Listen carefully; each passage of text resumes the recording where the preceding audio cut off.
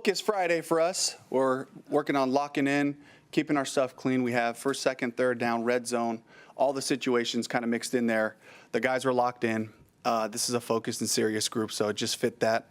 And just reminded them at the end, we're ready. We're ready to play ball. So fired up to see these guys work. Let's see, any questions? With the tight ends down, Dave, Yeah.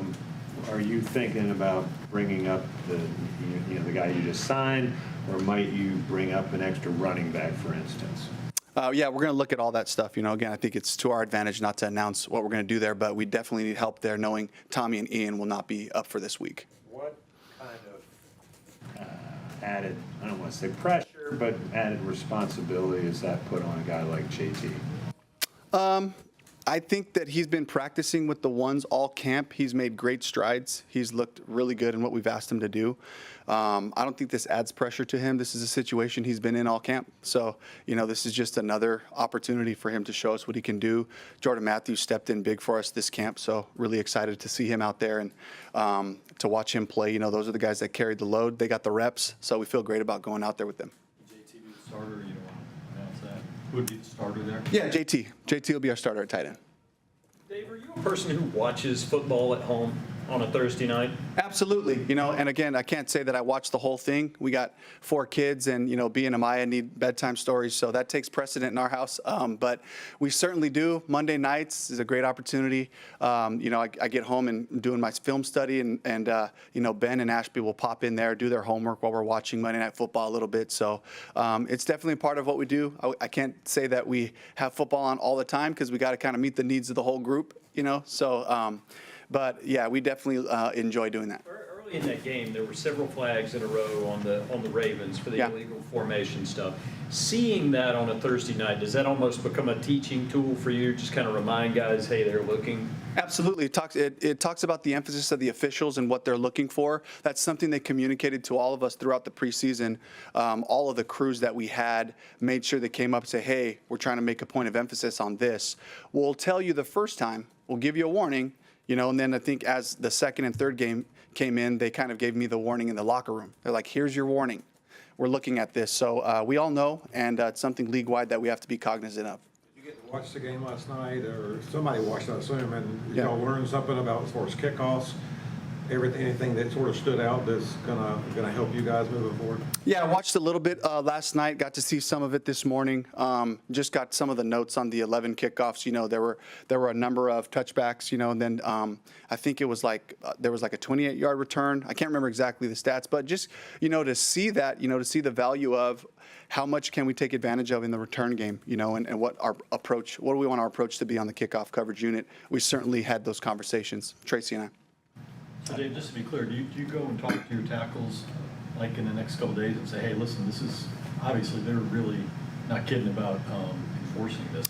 That's something we've been talking to them about throughout the preseason because the officials were giving us notice the whole time, really, as we got into those games, talking about it. And I was like, okay, if they keep mentioning this, it's probably something we should talk to our tackles about. And so Goody and Joe have talked to the tackles and mentioned that to them and pointed out what happened last night. Find it to be interesting. Usually when it's a point of emphasis like that, Dave, you see it called a lot in the preseason. Mm-hmm. Maybe it was, but I don't think it was much in your games. Right. And then just to see it so extreme yesterday, did that strike, a chord with you? Just take notice to what they're talking about and they send us videos weekly as well, so all of those, whatever they emphasize in those videos, it's going out to all the crews, and so we know where their eyes are attuned to in those, and so we always show the team, in our meetings, we'll show short clips of like, hey, this was a film that was sent out to each team this past week, and just put it on their radar. These are things they're looking for. Dave, Josh being questionable, is there a thought process to he is a backup, yep. And you do have quite a bit of O-line depth. Is there a thought of maybe just kind of easing him into maybe being in a uniform? Because if somebody goes down and he's in, and then he re-aggravates the injury, you're kind of down an extra guy. Yeah, all those thoughts. We have to take into consideration all of those things and who's available. Is he good? I know there's no longer probable. He's looked great. So that's what I can give you right now. Dave, quick question. What's kind of your routine on a Sunday morning, game day? I mean, do you get a run in? Do you go work out? Is it all football? What's your kind of routine? Yeah, if I get to the stadium, first thing I do is work out. Got a lot of excitement, a lot of, nervous energy, excitement energy and all that. And I'm just kind of like, I need to make sure that I can get my body back down to a neutral so I'm grounded so I can be focused for the game. So I usually start off that way, and then I take my call sheet and I like going up into the coach's box so I can see the whole field, and I kind of just visualize a couple of drives, put myself into some difficult situations. Hey, it's 2nd and 20. What do you got here? It's okay, we got 3rd and 1. Take it all the way into the red zone, just kind of going through the flow of that. And then the other practical part about it is just saying the plays, calling them out so they come out smoothly. Looking at each one, is there an emphasis for a guy on a route? Is there an emphasis for some type of blocking technique that I might have to use, inflection in my voice? And just practicing that, saying it out loud, it just gets me kind of fluid. It's like vocal exercises for, I would imagine, singers and things like that. It's just like going through it so it just comes out smoothly to the quarterback in his helmet. Do you run the steps to get up to the coach's box? I do not. No, I work out on the field. There's some coaches that are braver than I am, some on our staff and some on other staffs that'll definitely take that challenge on. But I try to keep it on the grass or the turf. It is. It's not like in a gym. You're out Correct. on the field. Mm-hmm. Go ahead. Yeah. Dave, how do you prepare for an environment like the one in New Orleans? Oh yeah, we have crowd noise we use.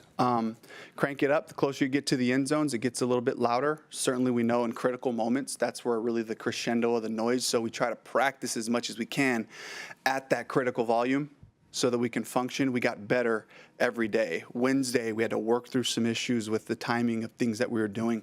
Thursday was very smooth with the noise, and then today we bring the noise back down, but it's still there just so we can operate, in a silent mode and have all that communication. From a concentration standpoint, from your point of view, having been in Seattle for all those years, has that Yeah. kind of helped you kind of tune it out and kind of train your brain to kind of just focus away from the noise?